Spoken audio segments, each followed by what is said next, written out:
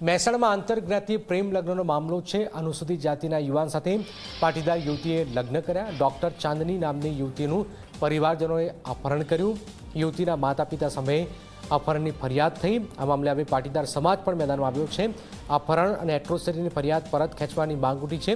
જો ફરિયાદ પરત નહીં ખેંચાય તો ઉગ્ર આંદોલનની ચીમકી પણ ઉચ્ચારવામાં આવેલી છે।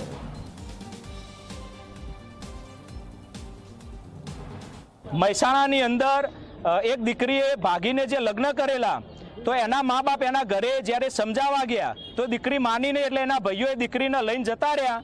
ત્યારે એ ઘરવાળોએ આ દીકરીની મમ્મીને ત્યાં ઘરમાં ઘુસાડી અને એમને ગળદાપાટુનો માર માર્યો।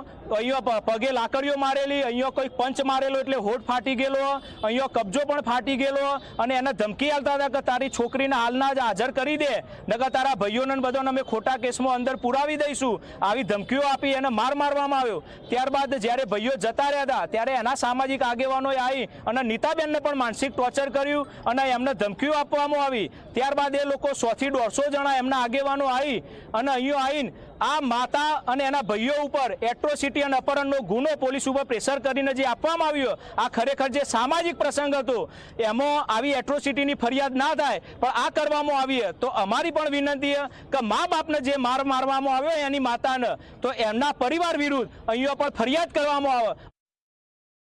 અમારી માગણી એક જ છે કે જે પોલીસે એક તરફી વલણ દાખવ્યું, જે અમારા સમાજની દીકરીનો જે બનાવ બને તો એની અંદર દીકરીની માતાના ઘરમાં બોધીને અને માર મારવામાં આવ્યો, તો એક તરફી પોલીસે ફરિયાદ લીધી અને અમારી ફરિયાદ લેતી નથી।